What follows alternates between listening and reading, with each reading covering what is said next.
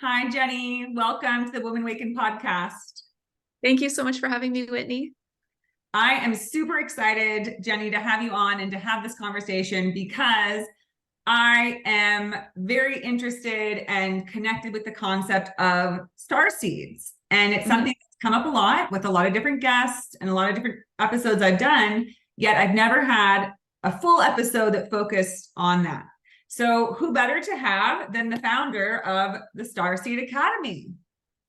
Thank you so much. I'm so happy to be here. I can't wait to dive in. Yes. So Jenny, you are a spiritual teacher, you're a psychic mentor, you're a business coach. So you're a woman of many facets and talents. But let's start with this Starseed Academy. Why don't we just go ahead and give you the stage to share what is a starseed in your mind? What's your idea of it? And then how did you come into the idea, into the world of starseeds? And then how did you come to found your business, the Starseed Academy? Yeah, absolutely. Just a little bit about how I got started is, I started having a spiritual awakening, probably around 2012 was when it was really getting deep for me.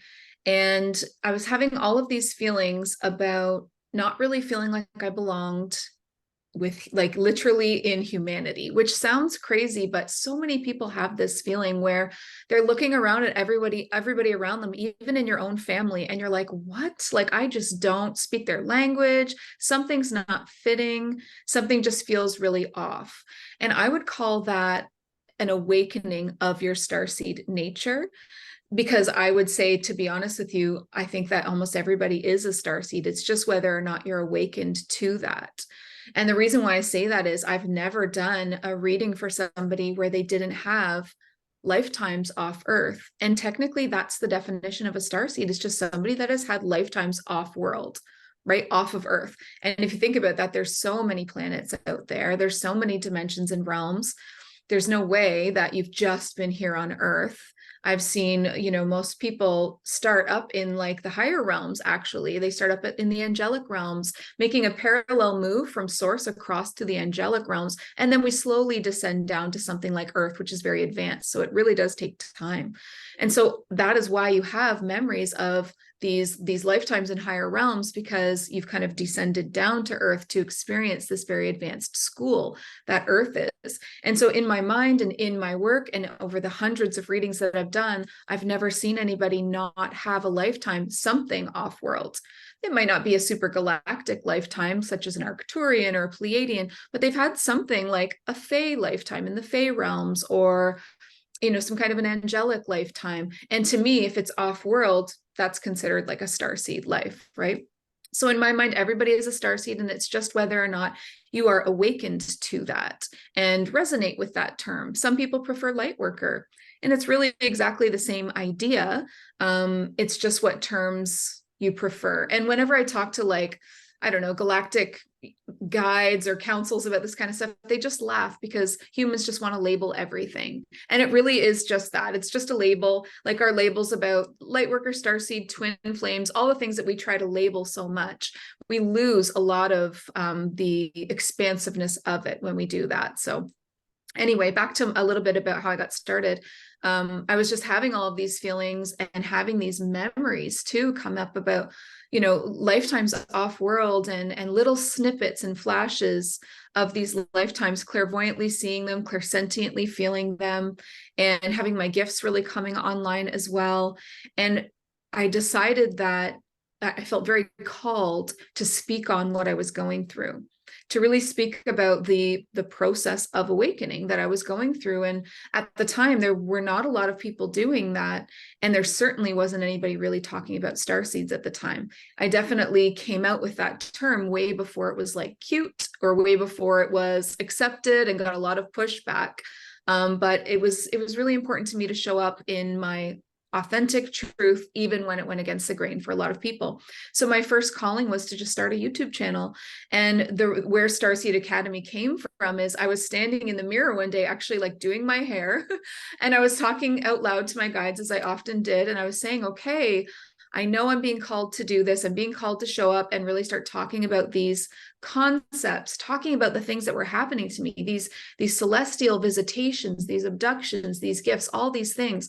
And I was like, I'm ready. I'm going to do it. And I was asking them, what do I call myself? And I heard so clearly, I can still feel it like so clearly in my left ear, Starseed Academy. And I remember like turning and looking and being like, whoa, like what was that? It was so divine and it was so beautiful. And that's where the name came from. It was that beautiful divine connection between me and a guide, where they gave me this really powerful name. And I started my YouTube channel. And since then, I haven't looked back, created an incredible community to build this beautiful business on. Awesome. Thank you so much, Jenny, for that introduction and your sort of view and explanation of starseeds. I think that's so helpful for people to hear and to understand, because you're right. A few points that you hit on, I think, are becoming more and more prevalent in current times, in terms of people feeling like they just don't belong here, the sense that they just don't fit in, that they're not meant for this world, I've heard people say. And I think that that's not necessarily the case, and that I think we all belong everywhere in the universe, but I think it's just an indication that so I remember hearing one time that like, where are we from? Well, we're all from everywhere. Like, there's not actually anything as such as like an earthling. However, it's kind of like if you were born and raised in California, like I was, you are more familiar with it. It feels more like home. And so I think the idea of a starseed that I understand is like you've spent more time in other galaxies, cosmos, planets than here. So yes, we're all of the same creation, all the same source, but Earth is going to feel different, because just as you said, Earth is a great learning opportunity, or what'd you refer to it as, like a academy, or no, what was the word for Earth? It's like an advanced school. Advanced school, because like you're learning like the real low dense energies of life, right? Like it's the more like challenging things. So when you come onto Earth, my understanding is that it's a lot denser than other places that you can be, that are much more freer and they're more evolved. Anyways, we don't have to get into all that, but there is this more commonplace expression from people who are feeling, I don't belong here, but without any knowledge. I mean, if somebody really feels very connected to the 3D physical world, they're going to have no idea. They'll think they're just depressed. They're just weird. They just don't, they're a black sheep. And this awakening can be very powerful for people to see the real truth and begin to get more excited and feel more connected with this idea of maybe there's nothing wrong with me, but I've just been seeing things in an inaccurate way.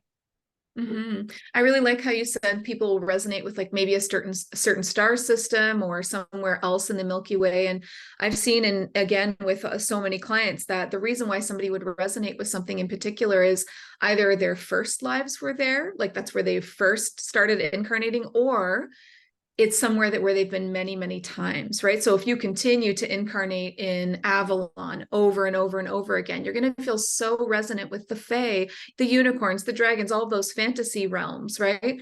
So it really just is about the special individual nature of our soul. We have beautiful personalities. We're adding to the depth of our soul with every single lifetime, but you might always feel called back to certain areas. But the thing is, yes, everybody comes, from source. It's all about the lifetimes. And when people say to me, how do I figure out my starseed origins? I say, your Akashic records. It's just your past lives. I put that in quotations because, time is debatable. It's more like parallel lifetimes, but it's just the other lifetimes that you have had. That is your starseed origins. And you can choose whatever you'd like to resonate with. You've probably had lots of lifetimes all around, not just this galaxy, but many. And then the special thing about having that feeling about being here on Earth, and you're like, what am I here to do? There's another deeper piece that comes online where you're like, I think I'm here to do something. Like, I think I have a reason for being here. I feel like I have this burning purpose or this burning mission that can come online at a very young age. And it is very intense in many people. It almost can create anxiety. It's so intense because you're like, oh, what is it? I want to remember why I'm here, because I know I came here for a reason and I have a purpose. And if you're feeling that feeling, then you volunteered to be here, as many, many starseeds have volunteered to come here to really be of assistance in raising the frequency of humanity and the collective. But it's not all give. you're always going to receive something. In every life, to hold balance, you are giving, which is how you're being of service, but you're also receiving. And Earth has so much to offer us, so much for us to receive truly. These really beautiful, deep lessons around like the third dimension, which is just so dense and so beautiful, and the five senses, and, you know, eating food, and like all of these things that might not be happening in these higher realms that we get to experience, which are really quite beautiful, as well as the fact that Earth is actually on an ascension path right now. So she is on an ascension path, which means for us, there's this really beautiful opportunity to step into more awareness, heal not just our childhoods, but start to heal lifetimes, the layers of the soul, starting to go deep into healing past lives. And I think that that's one of the most profound things that you can do with your time on Earth. Yes, being of service in your Earth mission, which is a whole other topic that we can talk about, but what you're receiving is healing layers of the soul, healing lifetimes. And I really encourage people to start with their childhood, because you will only be given the next thing once you've healed what you already have on your plate, right? So you've got to really go deep into that. For me, I had to come back around to that multiple times. And then as a natural progression, these past lives will start to open up to you, and you'll receive these downloads. You will have these feelings. You will have these flashes of clairvoyance, of these scenes. And it's really up to you to kind of put that together and heal that, which a lot of the times requires soul retrieval. Again, something else, whatever you wanted to dive into. I'm like just dropping all these things, but like no, keep so going. Intricate. The whole buffet. Yeah, exactly. Yeah, so it's super intricate. You are receiving so much just from being here, but yes, we are being called into service as well.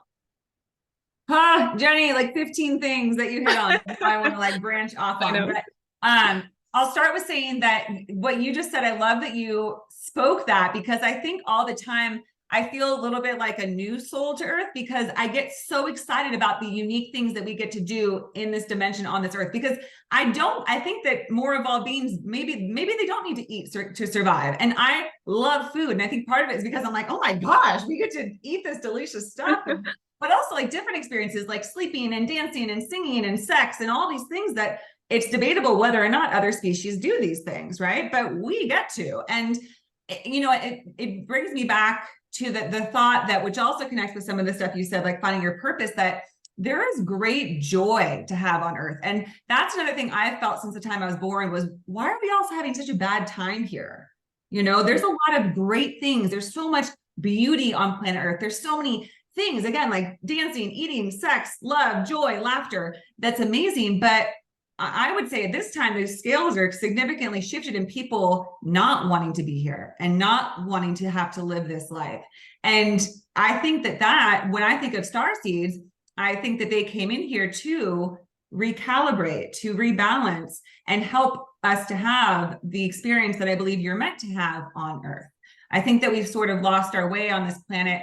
Or, I mean, that gets into such a wormhole, right, Jenny, where it's like, or is Earth meant to show you like what it means to lose your way, but then find your way again, right? Because that's a very powerful lesson in the soul's evolution, is how can you go into the depths of the darkness, but then reclaim yourself and bring yourself back to the light? Mm-hmm. Oh, that is so deep and so true. We actually have like a soul cycle that we go through. I mentioned it just earlier a little bit, where when you first are like born into creation, however you want to think of that, or separate from source in some way, you become this individual personality, this individual soul. You do start a descension, right? So it's not all about ascension, and everybody's very obsessed with that, but the soul journey is a balanced circle. So you start with a descension of, okay, I'm going to go parallel across and have some angelic lifetimes, because that's gentle. That's easy. That's not going to put me into shock. And then as you get resilient, you move down a little. And okay, now maybe you're in a lower angelic realm or the ascended master realm. And then as you get resilient, after however many lifetimes that takes, there's no rush, you move down a little. And so it's a very special kind of soul that moves all the way down to the third dimension of Earth. And many souls choose to go even lower than that. And the beauty about that is, like you said, you lose yourself to find yourself. On Earth, our shadows are given a voice. It's called the ego. It's that voice in your head that is constantly going and constantly narrating. The ego voice gives the shadows of you it gives them a voice. So it feels like this battle between you and the ego for a lot of your spirituality, until you learn to integrate and accept and understand that your shadows and light are equally important, and you kind of just become more into that wholeness and that oneness. But think about people that choose to go even lower than Earth, right, into whatever you think might be below Earth, and there's lots of ideas about that. Now your shadows are not just a voice in your head, but you literally embody those shadows. You become that dark entity. You become the shadows that you are. And the deeper you sink, the more it takes to awaken. And so I would say, if you are listening to this and you feel like an awakening soul, if you can awaken here on Earth, which is literally built to keep you asleep through many different matrix programming, it's literally built to keep you asleep. If you can wake up here, I just feel like you're good. Like you're going to be just fine. You know what I mean? Like you're going to wake up anywhere. Is it hard? Is an awakening difficult? Yeah, it feels like your whole life, your whole world gets stripped away when you start to realize the truth behind everything. It's not easy, but it is so important. And it is literally the purpose of your lifetimes, is to experience that awakening every time. Remember who you are every time. And so you were talking about how maybe Earth facilitates that. Absolutely. And the thing about this is, we talked about the soul cycle, the descension, as going as low as you dare go, and then you rise back up into remembrance, love, healing, oneness. You rise all the way back to source. Gaia has her own cycle. It's been given a name by scientists. It's called the precession cycle. Gaia also has a cycle where she moves from dark ages back up into a golden era, back down to dark ages, back up into a golden era. And it can be measured, and it's 26,000 years. And the golden era is when we pass through a photon belt of light, which is a part of the Pleiades. Our solar system revolves around a star called Alcyone, which is in the Pleiades. And when we move through that, we move through a 2,000-year period of an age of light. And that's times like Lemuria, Atlantis, these beautiful golden eras on Earth. You can't stop that cycle. Earth is a school. She can't stay in the golden era, but she also won't stay in the dark ages. She will just keep on trucking around and around this beautiful cycle. And when you choose to join Earth, choose to incarnate here on Earth, you have a very specific reason. Are you coming during a descension? Or are you coming during an ascension? And there's reasons why your soul would choose that, which are very deep. If you're here now, you chose to join Gaia during the ascension, which means you were probably a little lower than Earth, or just stuck on Earth for a couple of lifetimes, and you're ready to rise. She'll take you with her. It's like this beautiful momentum or trajectory. We are moving into a golden era. And so as starseeds, a lot of us are here to facilitate humanity getting on board with that. Like there's a lot of ascension symptoms. The biggest one is called the purge, where society starts purging all of this corruption, and people start purging in their own personal lives too, not as a collective, but personally. You start to purge. This relationship is no longer aligned. This habit I do is no longer aligned. It's this massive purge on a personal and on this huge worldwide collective level. And so starseeds are here to lead the way, right? Ascension symptoms are hard.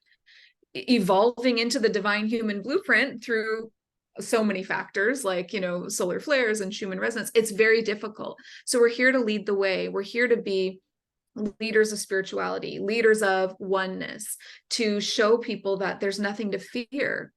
If an old system or way of being has to crumble so that a new one can be reborn, we are here to be the calm in the storm. We are here to say, it's okay. I know what's going on. Let me help you. Let me get everybody on the same page, which is, the answer is always love and stuff like that. So absolutely. And what you just said reminds me of this phrase that I remind myself of when I face these times in my life where I think, just as you're saying, that maybe collectively we feel, or individually, where it's like, why is this happening? This is terrible. This is awful. But there's a phrase that says, I've sent you nothing but angels and only blessings, right? So everything that comes into our life is a blessing. The worst thing that could ever happen to us is a blessing. That may be hard to hear, and I'm not trying to tell anybody and discount their experiences, but if you look at it, it's just, when we look at it at a soul level, our soul doesn't know good from bad, right?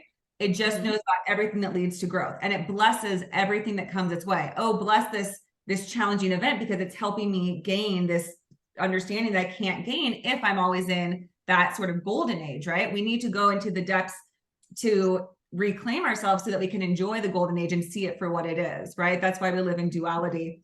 And then the fact you said about, Earth even having its own cycles, reminds me of, you know, like a lunar cycle where we experience summer and winter.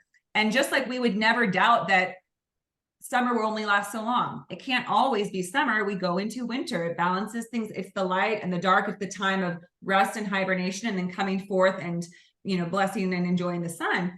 You can see that it would make sense to have that bigger scale of having darker times and then times of enlightenment, right? Golden ages, that we need both. And it will never just stay in one place, because the truth is we don't really want that. We might say that we want to be happy all the time, but that's not what we're having this experience to do. Because my understanding, I don't know if it's yours, Jenny, but we come from totality, from source. We are a part of source, which is nothing but light and love. That's it. It's infinite. And we came here to actually experience what we really are, right? Mm-hmm. If you're always like, I've heard the analogy, like if all you ever do is score touchdowns in football, it would lose all its meaning, because that's all you do. It's the fight. It's the, sometimes you get knocked down, but sometimes we come here to experience the dark and the light, so we can see the glory of the light and the courage and the, you know, conviction that we gain in the darker times. So it's all this beautiful evolution of the soul that I think the biggest thing to gain here is to recognize that it is possible to embrace and accept every step of the way. Because again, right now on earth, we have such strong messages about here's what you want and here's what you don't want. And if this is happening to you, it's bad and you need to fix it. And we don't have a lot of messaging around, it's okay, you are safe no matter what, you're okay no matter what, you'll be accepted and loved. The primary messages we get, which ties into why I believe starseeds are here, is that there's something very wrong with me, that I'm not valuable unless, that I have no worth unless I'm beautiful, I'm desired, I'm smart, I'm impressive, I'm successful.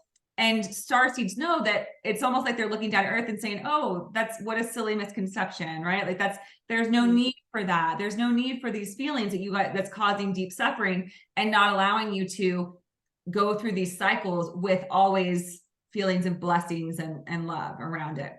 Absolutely. It's like when I said we came here to lead the way, what you're talking is about what you're talking about right now is like a spiritual leader, that we need that voice here on earth right now, because you're giving voice to what I would call a very modern take on enlightenment, right? Enlightenment is tossed around an awful lot, but what does it really mean? That is a very modern take on what enlightenment is. And I prefer to speak on it in modern terms to help people understand. And the truth is that this take on enlightenment, the simplified take that is just as potent, is that the present moment is always bringing you exactly what you need. Yes. And if you can get out of resistance, because when you carry resistance in your body, when you carry resistance in your life, that is the root of all suffering, resistance, right? So the steps then to enlightenment are easy. They sound easy, but go ahead and try. The first step is acceptance, right? Just acceptance of the present moment and everything that it brings you. The second step of this modern enlightenment would be, so we're going to go from acceptance, and then we're going to go into gratitude for it, right? So the first thing is you accept what's coming onto your path. The second thing would be, can you find a way to be grateful for it now?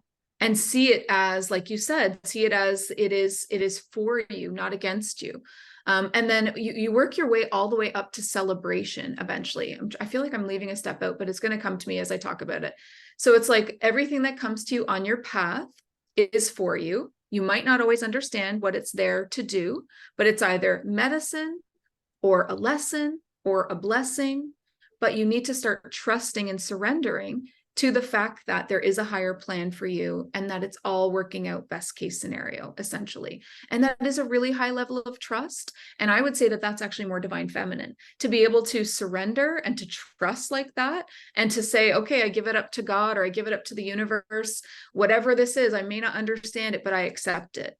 And you move out of resistance and you move into, oh, okay, like there's no fear then. Like I live outside of fear. I live outside of resistance. I live in this place of I accept, I surrender.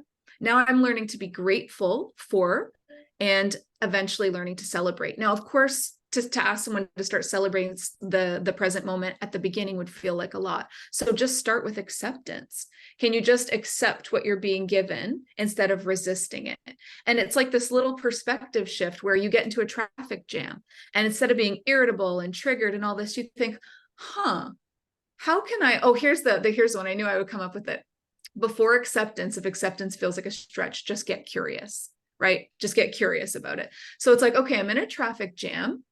I know that everything happens for a reason, and I'm really learning this. I'm not ready to accept this yet because I'm going to be 8 minutes late for work, but how can I get curious about why it's happening? Because if everything is for me, and I've seen that proven in my life over and over again, how could this be for me? It's like, well, what am I learning? Patience. Maybe I'm learning compassion. Maybe I'm learning to let that next car in, which is actually going to open the floodgates of abundance. A generous spirit lets a car in. Abundance shows up in your life. But then the next thing is, what if it goes even deeper? What if 5 minutes down the road, you would have been in a horrific car crash if you had gone at the speed you were going? And the whole universe conspired just for you. Create a traffic jam because you're not ready for your exit point yet. You're doing so good on your mission. We want you to continue on Earth. What if the whole world and every little irritability, every little frustration, every little traffic jam is actually something so much larger? If you started viewing life in that way, going from curiosity to acceptance to gratitude to celebration, what kind of a life would that give you?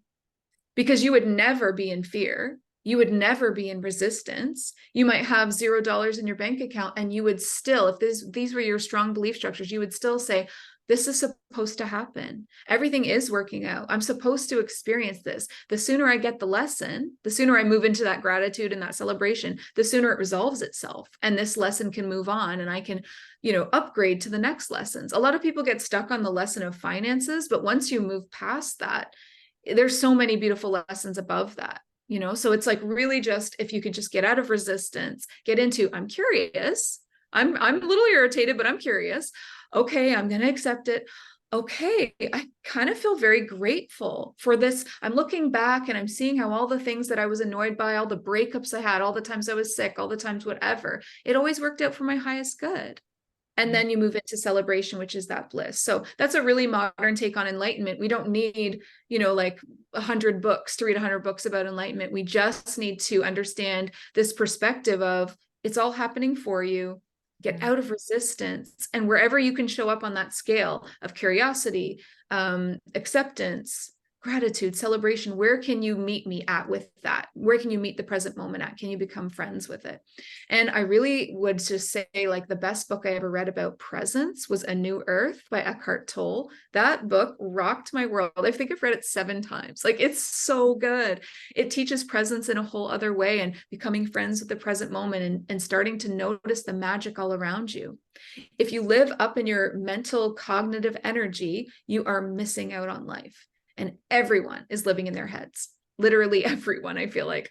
Even people that would consider themselves spiritually awakened or enlightened, they still bounce back and forth between, ooh, I'm in my head, come back into my body, come back into this present moment. So that is something that is another huge key to enlightenment, is just presence. If you could just do that, you'd probably be just fine. Yeah, absolutely. Yet it's so challenging for most of us, because that's, again, something that's not really honored, is taking time to just be. We are such doers here. And most of us feel that we gain our value and worth by doing.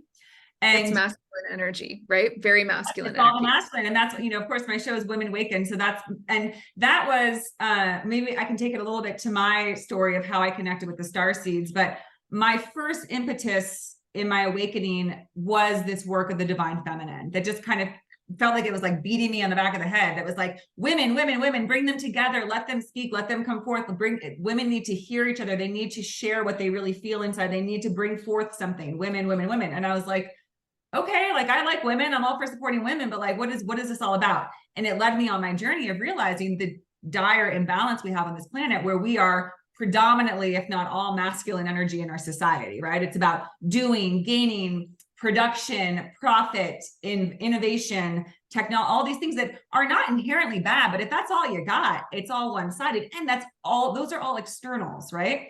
To me, my vision of the masculine feminine is, the feminine is that which honors life and holds life sacred, that makes sure that if you have 2 children who are born, you wait and you make sure that they are each fully cared for, honored, safe, secure before you even think about bringing in more children. The masculine is like, let's just keep producing more. Let's just keep doing it. Who cares? Think about whether they're cared for or safe. So that's what our world is we just keep banging things out and not attending to that which is.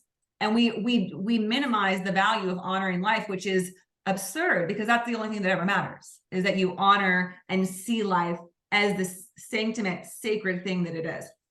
Anyways, so that's sort of the work that I felt called to do.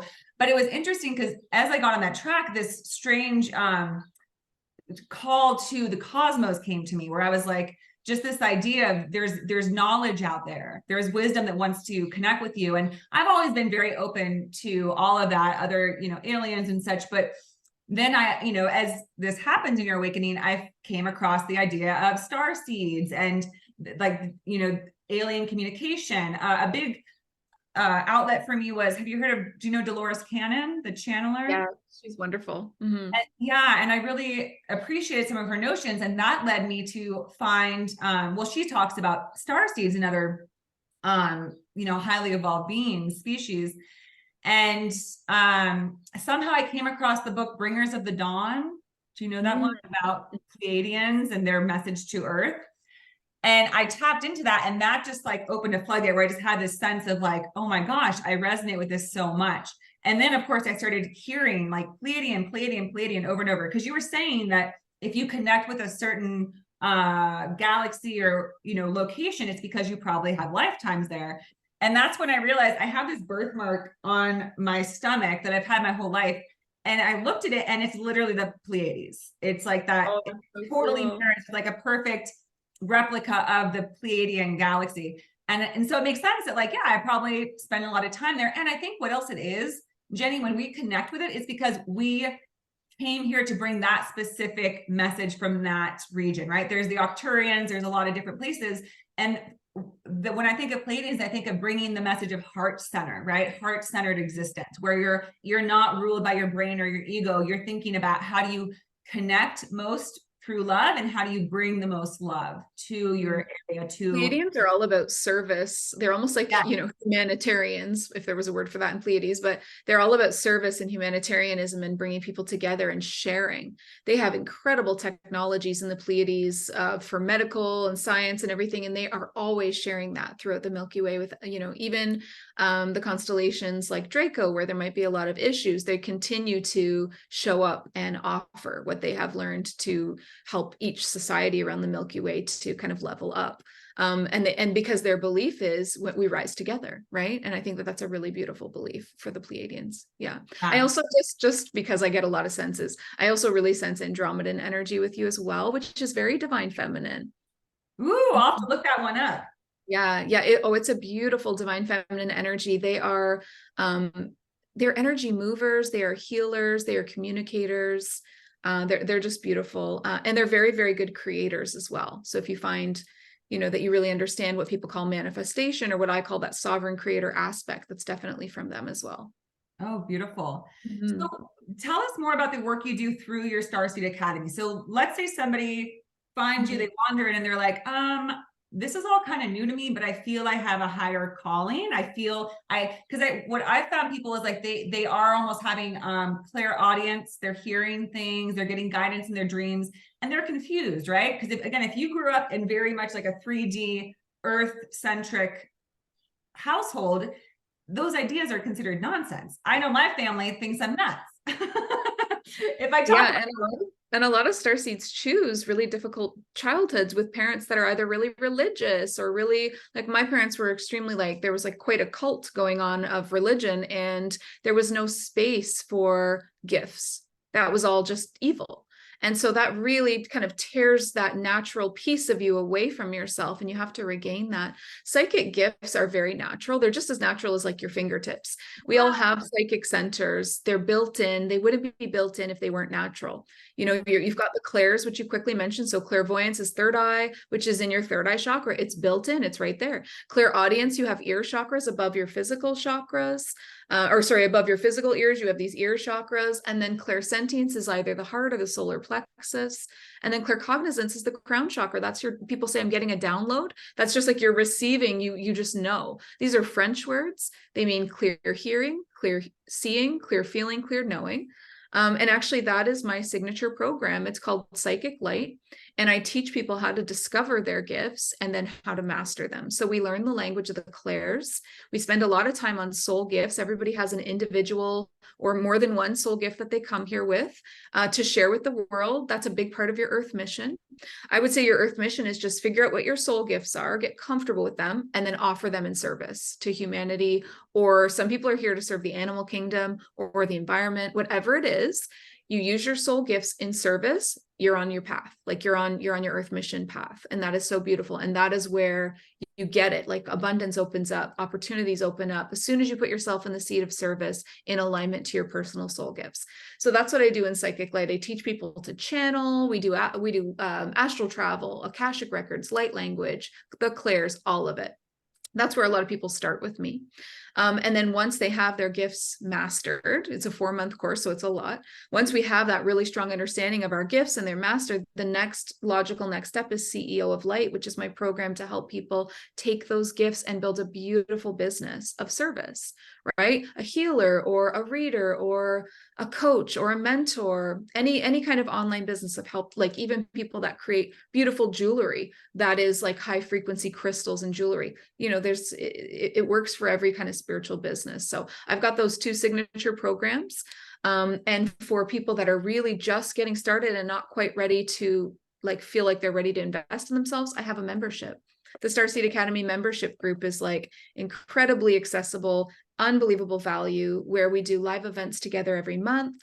There's a community, there's chats, there's contests, there's a huge resource library of like 200 videos or something that's not available anywhere else, trainings, master classes, all kinds of stuff. So that would definitely be a great starting place as well. Wow, what fantastic offerings. And how do you find that people find you? Like, how do you, because again, it's becoming more commonplace and more people are talking about it. There's more awareness around it, but are people usually already on their spiritual path, or how do they usually come across you to do this work? A lot of people tell me that they felt divinely guided to my YouTube channel. Somehow they were in a state of something, some kind of crisis, or they're struggling with something and they're talking to their guides or God or their higher self or something. And then all of a sudden, one of my videos will pop up in their feed on YouTube. It tends to be a lot of YouTube that I would say people find me. And they're like, whoa, what's this? And then they watch it and then they binge all of them. They're just like, there's so many videos and they just get into this, like, I'm going to binge everything. And when you find somebody that speaks your language, it's a special feeling, right? Like, and people say that to me, they say, you speak my language, you feel familiar to me. And that's how they know that they feel trusting that they can work with me further. I really encourage everyone to understand that I am not special. Everyone has we're all special. If I'm special, then we all are, because everybody has a built-in soul mate, client, what I call soul family. If you were to, master your gifts and put yourself on a platform like YouTube or Instagram and really speak from the heart in an authentic way, you would have the exact same experience. People would be saying to you, wow, you feel really familiar. Wow, you really speak my language. Wow, I really resonate with your message. How can I work with you further? And so it just takes that bravery and that courage to put yourself out there. And as a spiritual leader, that's what you're being called to do. And so many people like listening to this might be feeling that, what we talked about at the beginning, that urgency. Oh, I know I'm here for a reason and it's making me a little anxious. What am I here to do? It's not that complicated. You are here to discover your gifts and then use your gifts in service. And that's it. And that is literally all that you're here to do. Just discover what your gifts are. You have something really special about you and unique. I can help you with that. And then get those gifts in service in some way, like a podcast, like a YouTube channel, like something where you're offering some free content, value to people's lives. And then from there, it will naturally evolve into, okay, my audience is asking for this kind of offering, or they want this kind of program. It was just so organic for me. People would say, can I get a reading with you? You talk to your own guides. Can you talk to mine? Yeah. I started offering readings. Can you teach me to do what you do? Yeah. I started teaching the clairs and channeling and all the things that I do. And then of course, the next logical step is, can you teach me to have a business like you? Absolutely. So it's just, it all feels very like you have to just start somewhere, and it takes on a life of its own. Your earth mission will just, it will guide you. You just have to make that first step. And for me, it was really scary. Like I said, I was called to YouTube, but I was terrified. And I got that pushback. Oh, crazy girl. What does she think she is? Starseed. What is that? All these people thinking like that was just bonkers back then when I was talking about it. Now it's a lot more gentle, I think. But it really does take courage. You've got to use your voice and tell your story somewhere. Yeah, absolutely. And would you say, Jenny, that our soul gifts can sort of blossom and change? Because as you were saying that, just to give a little bit of anecdote from my path, is that I feel I'm sort of in a state of the phrase that you teach what you need to learn. I'm still trying to heal from my earthly, like go into the depths, right? I'm coming back from difficult trauma, difficult core false beliefs. So I've been speaking to that, trying to help others like, hey, if you feel how I feel, if you have these same challenges, because I do have a YouTube channel and do this podcast, of course, and that's where I'm at. Yet I've always felt this call that once I do more of my healing, I'm going to be more accessible to receive valuable knowledge and wisdom, hidden wisdom that's meant to come forth onto earth. And then that will be my platform that I'll speak from. But that's not where I'm at yet. So I'm trying, is that typical that someone might have to first evolve and grow and speak where they're from, but that their soul gifts can change?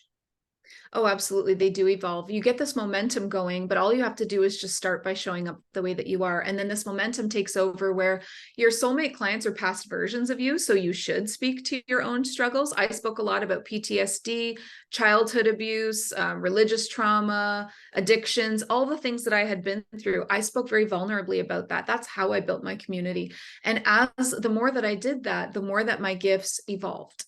And so first of all, you have more than one gift. Second of all, they evolve. If you put them in the spotlight, they will evolve. And so I would say, don't wait too long to start offering services, healing services or reading services or whatever it is that feels like your gift. Start offering services, because when I put my gifts in the spotlight that way, they blew my mind.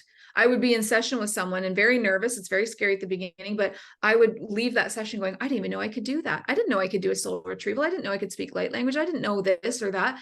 It will surprise you, because your gifts love to be in service. They're activated by service. So not just the platform of information, the way that I had YouTube, but then when people started asking me so you got to pay attention to what your audience wants. They start asking me for readings. I could have said, no, I just do this. And I never would have moved past that. But I listened and I said, okay, yes, I can. And I just kept saying, yes, I can, whenever they would ask for something scary or more from me, right? So you can just allow your path to lead you in that way, but you will always have to stretch beyond your comfort zone. You can't stay in your comfort zone and expect it all to happen. You're constantly going to be asked to stretch. And as soon as it gets comfortable, then you'll have to stretch a little further, and you just keep stretching, not too much. You don't want to hurt your nervous system, but a little bit each time. I always say, just follow your joy with a splash of fear. As long as there's a splash of fear, that's a really good thing. If you get too comfortable, you need to do something a little more. Absolutely. That's funny, because just this morning I was thinking that I was just thinking about like different opportunities, and I thought, I don't think I would never turn down an opportunity just because of fear. Right. Mm-hmm. Maybe it didn't seem for my highest good, if I didn't care for the energy, but if it was just out of fear of like, oh, I don't know if I could do that, that's when I say yes. Right. That's when it's like, yeah, if I don't think I can do it, then yes, I want to try it, because it's that shifting gears, right? It's that challenge point that's going to give you that grit, right? To grow, because we don't grow without grit. We don't grow without the tension and the challenge to really sort of push ourselves. Absolutely agree. That's exactly what happened to me too. Yeah. And then the other thing that came to me is I feel, because I've always felt this way, and I think it's probably commonplace with Starseeds, is because what you're essentially saying when you're talking about like, yes, now I do work with people as Starseeds and soul retrieval. So I'm a therapist, that's my profession, but I feel the confines. I think it's because I'm a Starseed that I know I'm not meant to stay in like these archaic ideas. Not that I believe therapy can be very helpful, but it's a very small like touch point on how you begin to heal. It's the inception point, but there's so many greater levels of healing, of evolving, of growth. It's not just what we have as sort of like the mainstream paths you can take in life. So do you think that's a Starseed thing? Because I also feel like we're meant to bring new paradigms of ways that we work and have occupations and have relationships. Like, I think all these things are meant where we need to break out is how I've always felt. Like we're very oppressed in, well, you can only be like 12 different things in this world and that's it. Yeah. And I actually have a therapist in my CEO of Light. So she is feeling the exact same way, like, you know, healing is overly westernized, and she's ready to break out of that and bring in some really beautiful, magical healing abilities and modalities. And I definitely think that that is the sign of a new earth leader trying to come through. Absolutely. And what I would say to that is it's really important for you to follow your soul nudges. So somebody could, and I've seen this firsthand, somebody goes and gets like a Reiki certificate. They're like, okay, well, I want to do energy healing. I feel like my divine archetype is this healer. And so what I'm going to do is I'm going to go take a bunch of courses on different healings. I'm going to take this kind of healing, that kind of quantum healing, this, that, all the things. What those courses can do for your soul gifts is activate you into your divine archetype of the healer. But it's super important for you to go off the books, because most of the time, starseeds, new earth leaders are here to do things that aren't being done yet. And so if you're activated by a Reiki course, beautiful, get comfortable, let that be activated within you. But then in a session, stop following the rules and listen to the soul nudge. It's like, don't do the hand placements exactly. What do you think this client needs? It's like, oh, well, I actually think I should go down to the feet and do this. And now you're doing like removals before you're inserting, like you just don't know. But if you just trust in your intuition, if you really trust in your soul nudges and just try things, that's where your soul gifts surprise you. That's what I said. Like when I put them in the spotlight, I did things I didn't know I could do. You can't do that in a box. You can't do that. Oh, I took this course and now I have to follow these rules. You can't do that in a box. And maybe therapy for you is that box right now. And you need to like break outside of that. If you're a healer archetype, what ways do you want to heal? You know, do you want to heal with sound frequency, with light language, with calling in the person's highest self and doing integrations with that? Like there's timeline healing. There's so many ways that you can do beautiful healing. And so play in that and see what comes through. Yeah, absolutely. That I connect with that so much because something I heard once when I was like, well, what do I do now? Right? Like, what am I going to do next? And I had this, clear audience that said, you're not going to find what you're looking for because it doesn't exist yet. You're going to create it. You're going to pull something that doesn't exist yet on this plane. And that's really opened my mind to, gosh, like there are infinite possibilities of the universe. And again, in Earth, we choose from like a handful. So it's not unreasonable to think that there's going to be, and especially now, I think that this is accelerating right now. We're going to be introducing and incorporating new things that we've never even thought of. And it does kind of harken, right? You said that we're going back to a golden age. Well, what they were doing in Lemuria and in Atlantis was leaps and bounds beyond what we now do in modern life, right? So, and I think some of it's going to be some of that, but I think it might even be new stuff that was never even present there. So it is it's a challenging time, but it's an exciting time because it's the beginning of something brand new, of this exciting, revolutionary time of change. Like just think about the first person that ever spoke light language. Imagine the amount of courage. They looked crazy. Like absolutely they did online. They looked like they were speaking gibberish. They would have gotten so much pushback, and look now how beautiful and how much it helps people. It's so healing. It's so activating. It's about soul remembrance. Imagine the first person that had to do that was their calling. I feel bad for them. That would have been terrifying. And they would have had so much like bullying, online bullying, and all the things. So if you think about that, if you have to be so passionately connected to your soul mission, your soul gifts, that you don't care if you look a little crazy, that you're willing to go that far, that you're that into it, that you're that passionate, that you're that devoted to your mission and your gifts, that it doesn't matter if you look a little crazy. Most gifts look a little crazy. I have this like single session called soul gifts. And in it, I show people like other lifetimes where they were doing like, oh, maybe in ancient Egypt, or maybe Lemuria, or maybe a lifetime. This is what your gift was. This is how you did it. Can that translate to Earth? Sometimes. I mean, a lot of the time it's a modality of healing that can literally just translate right here to Earth. Just start doing it now. But other times it's things like opening portals or a beautiful flyer. You can't necessarily fly here, but what can you do with that? How can you make it work on Earth? Maybe you take people on astral missions and you learn all about astral travel, or the portal opener. Well, maybe you teach people about timelines and how to align to timelines. You can always find a way to make your soul gift work, and it will just blow your mind. But my advice is that you can't figure it out on your own. As in, you can't figure it out behind the scenes. Like you can try all you want. Like I could have tried all I want to figure out like my modality of healing or my channeling or whatever. The moment I put that into session with a client is when it worked. Right. So that's like, can you be brave enough to just work with what you have and start taking clients and see what happens? You'll figure it out as you go way faster than if you try to figure it out safely behind the scenes where it's not scary, where you don't have to be embarrassed. It's like, that doesn't work. Put it in the spotlight, reach for it, let yourself feel a little afraid, do it there, because that's where it just sprouts. And you're like, oh my God, I know what I'm doing. Okay. It's like click and it all goes into place. And you suddenly have this incredible modality that's not being taught here. That's just yours. It's your own framework. It's your own terms. You can, make that into a gorgeous offering for people. Yeah. So you got to put it in the spotlight.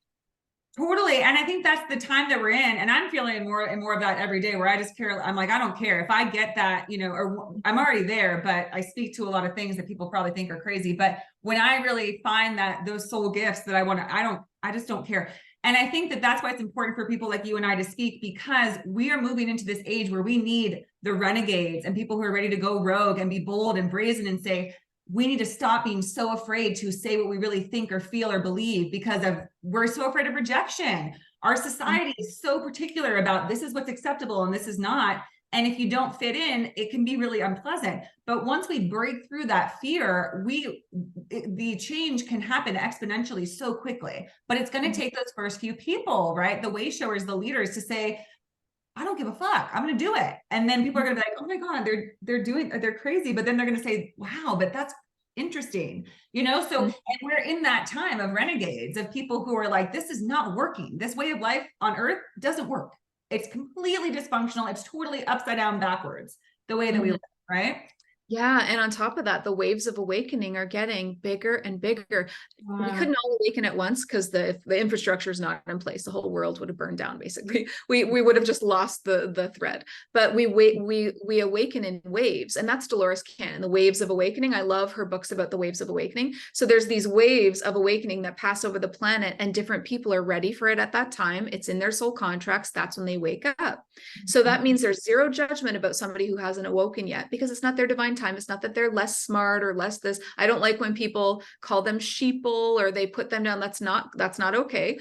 It's not their divine time yet. We can't all awaken at once. But the thing is, there's a very, very huge wave of awakening coming in 2024. I continue to be shown this year over and over and over again. There's a lot that's happening in 2024. One of the things is called the Great North American Eclipse. You can Google that now. It's this huge thing happening April 8th. In 2024. So there's this huge wave of awakening, and we're building up to that right now with these intense solar flares and Schumann activations.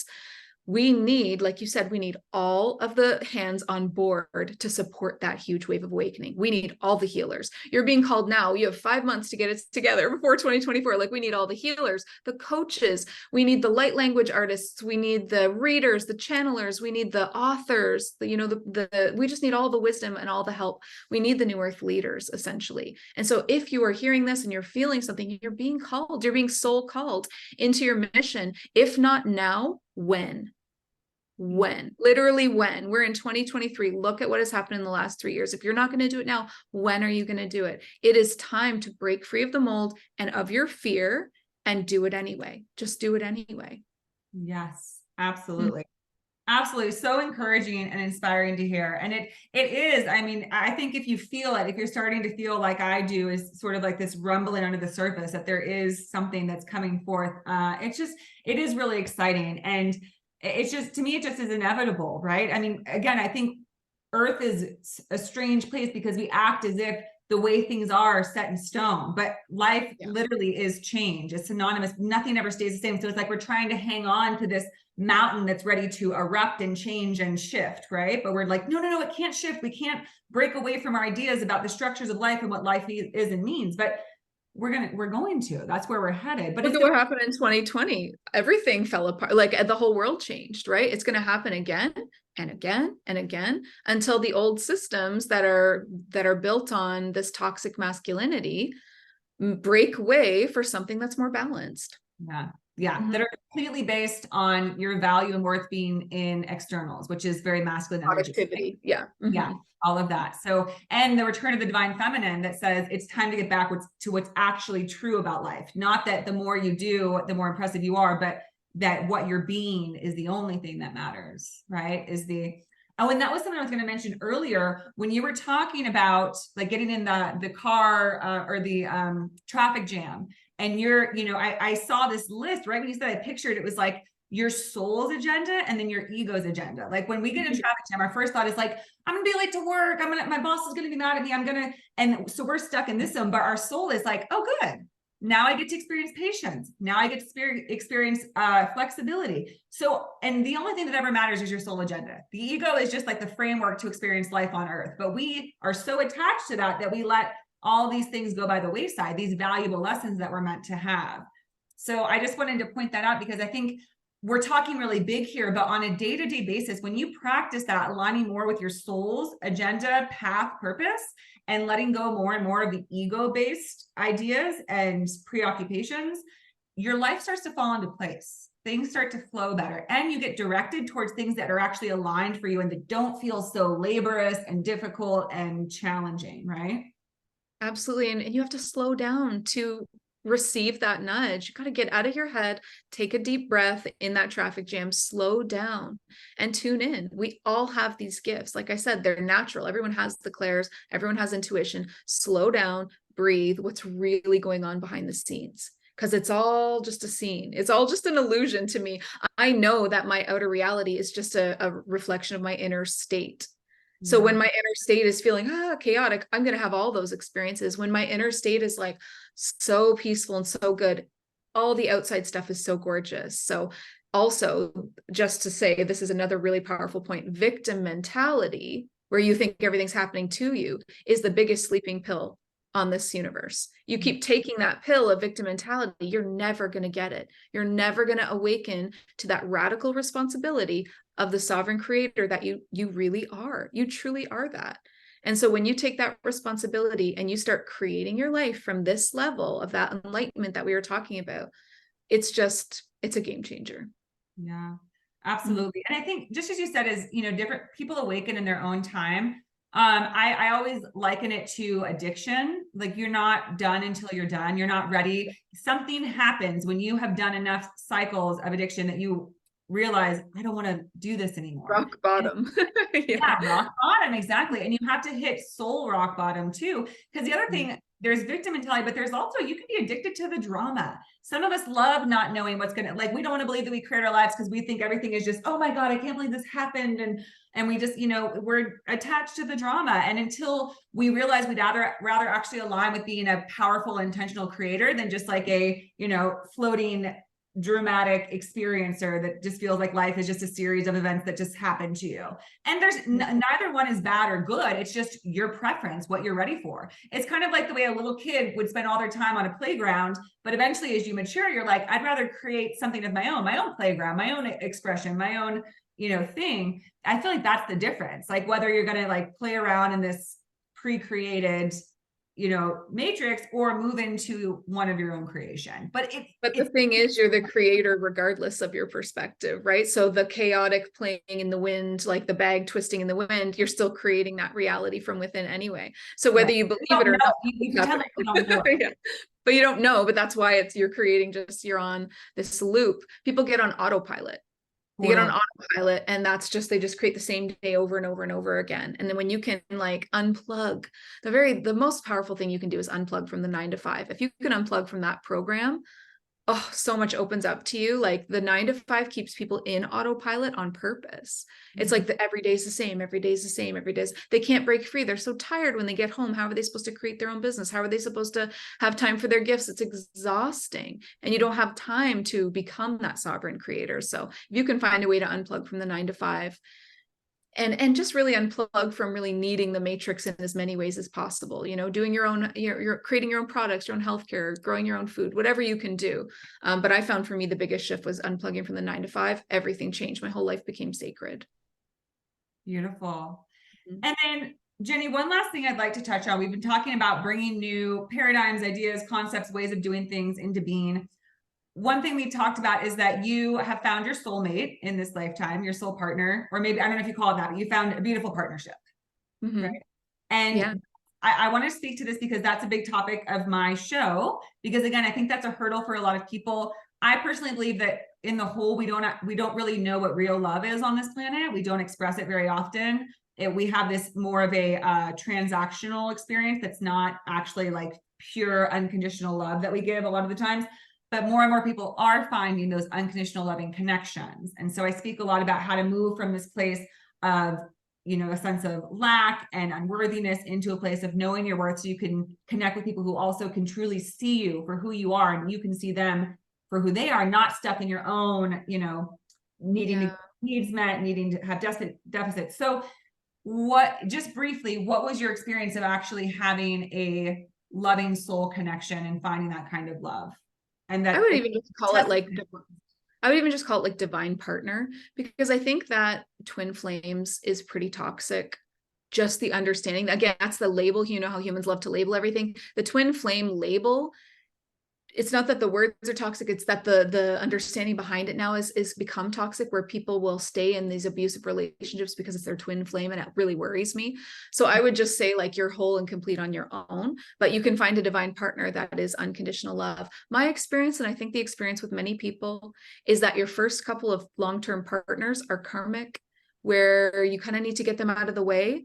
In recent lifetimes, you either hurt them or they've hurt you. You need to rebalance, right? If you can clear that, then you don't have these cords to them anymore, because you can cut the cords all you want. It's not going to fully work until you clear the karma. So if you really hurt somebody in a past life through infidelity or something like that, you might have to experience the opposite. And now they're doing it to you, or controlling behavior, or whatever it is. So there's a couple of probably karmic relationships that are going to come. And I mean, long-term, you know, the little ones might not be karmic. They might not be anything, but you will feel at the beginning that this is your soulmate, that this is your person. It will be like a remembrance. It feels so familiar, but it will suddenly start to, not suddenly, my karmic relationships were long, 14 years, 10 years. And there was like this knowingness that if I look back, I knew that in both of those experiences, that this was not unconditional love. And that there was something bigger out there for me. And I kind of just thought, well, maybe my divine partner isn't here on earth, and that's okay. So I'll just continue on. These are pretty good. And there's a sense of settling. But then you get to this point of realizing, you know, through raising your own vibration and all the work that I put in on myself, I started to realize that I don't need to settle. And so where you might get stuck is if you stop with a karmic partner thinking this is pretty good, because it can be pretty good, and you stop there and you don't reach for more. Then you settle, and then you're with that person for 80 years or whatever it is. You never get to experience the unconditional love of that next partner. So I'm not saying, oh, the grass is always greener on the other side. What I'm saying is, if you know you're settling deep down, it's not it. And it's really important for you to be, again, this is a lot about courage, this talk. It's so scary for me to let go of something that was 10 years long or 14 years long. I was terrified. What if I don't find anybody? You have to ask yourself, can I be happy with, you know, just my cat or whatever? Like, if I don't find anybody, am I going to be happier without this weight on me? And I can just be my free, high vibe self. And if the answer is yes, then it's time to go, kind of thing. Like, so that was my way of determining. But I would just say people get stuck in something because they settle and they don't believe, well, what if the fear is, well, what if nothing better comes along? But what if it does? Right? What if it does? And so if you can just make sure you're never settling. And the thing is, karmic relationships, if they're not done, if you're still learning lessons, if they're still teaching you something, or you're still teaching them something, it's not over. You won't get away. You'll break up, get back together, break up, get back together. It's not over. You'll know when it fizzles out, because you won't really feel, you'll feel like, you won't feel hatred. You won't feel anger. You won't feel extreme emotions. You'll just feel neutral. Like, oh, okay, it's over. Like, we've learned everything that we can from each other. It's time for me to move on. If you're still feeling like anger and all these extreme emotions, you haven't balanced the karma yet, right? It's still, that's karma. All those like turmoil and that's karma. So for me, every time I left a relationship, I left it with like not burning down bridges, just like, okay, even if there was some questionable behavior, I thought, you know what? I forgive this person, and I really just feel like we've taught everything that we can. I wish them the best. If you can do that, awesome. If you're not there yet, it's probably you're not done learning yet. Yeah. But don't settle, because there is, like, I honestly believe unconditional love exists on this planet. You can find that soul that is that for you. And it was very surprising to me that it came along when it did, and so quickly after my last like ending of one thing, and then the next thing was just waiting for me. And I was like, thank God I took a chance and left that, which was comfortable and not so bad, but just a little bit of settling feeling. And I moved on, and it was like, wow, that's why I felt that way. There was something better knocking at the door. Yeah. Amazing. I mean, and it's such a great message for people to hear, because there can be that fear of, well, what if I regret letting this go? But if you're even asking yourself, I would venture to say that it's not it. I'm right? just gonna say, yeah, but if you're wondering, then it's, yeah, that's it. Then it's not the one. It's not the one. But it is also so true. And this also people need to hear, because I know that I've been through some pretty treacherous relationships where I beat myself up, or I was like, why did you do that? Like, why did you stay with them? But there's a cycle playing out. And my last karmic, and this has actually happened in my last, because I have since 2020, I swear I've had 5 karmics in a row, some short-lived, some a year long, but it's like, what the heck is going on? Quick lessons that I'm learning. But first, and your guides, your intuition, whatever, sometimes will come to you through song. It'll come to you through books, songs, messages. And there's this song by Lenny Kravitz. It's called "It's Not Over Till It's Over." And every time that I would be like, I'm done with this guy, we're over, I turn on the radio and it's not over till it's over. I'm like, damn it. It was not over. But then, when it was done, I knew, I was like, oh, it's gone. It's gone now. That agreement, that contract is over. The intensity evaporates. That's when it's over. Yeah. Yeah. And talk about like seeing everything as a blessing. Like, yeah, karmics are crazy, but again, talk about like drama and fun. Like it's ups and downs and highs. And what I've also found, it's almost like you're kind of playing out a psychodrama. Like with karmics, you're kind of releasing a lot of like some anger you have, some deep down like frustrations that only you two can play out, because by the time you meet a divine partner, you're not going to be at that energy anymore. You're going to have played that out. So you're ready to actually just express unconditional, pure love, not some of that deeper. You're preparing. Yeah, that's a great way to look at it. You're preparing for your divine partner, and you're also making sure that you clear up this karma with this person, so you don't have to do this again. You don't want to, like a lot of them, I wouldn't want to redo again in my next life. So let's clear this up now, clean the slate, so we can have something like a little bit lighter in the next one. Yeah. Yes, definitely. Oh my gosh, Jenny, this has been such a fun conversation. I love how all over the place we were. It was so good. Those are the best. Those are the best. But it all ties together. It's all because it's a big, massive thing, like there's connecting threads and mapping around this whole concept of Starseeds and the Starseeds Academy and your soul gifts and Earth mission. Whew. But it's beautiful. So thank you for joining me on the show. Thank you for the work that you do and for having that courage to step forward and do this work. Even back in that time, like it really wasn't very as mainstream. Now it's like pretty big, right? Like it's actually a pretty big pool of people out there now who are talking about all this stuff. But back then, like it wasn't. And it was, hard. It's hard to step out when nobody's really wanting to hear what you have to say or thinks it's strange. But again, that's what we need more and more of at this time. Absolutely. So Jenny, if people would like to get into the Starseed Academy, would like to learn more about you, work with you, how can they find you? Come find me on YouTube, and you can find me on Instagram as well. On Instagram, look for the blue check, because I've got lots of scam accounts, which happens, right? So I've got the blue check just so you know that it's me. And then on YouTube, it's just called Starseed Academy, and you'll see my face on there. Wonderful. All right, Jenny. Well, thank you again so much for joining me. This is such a fun conversation. Take care. Thank you so much, Whitney.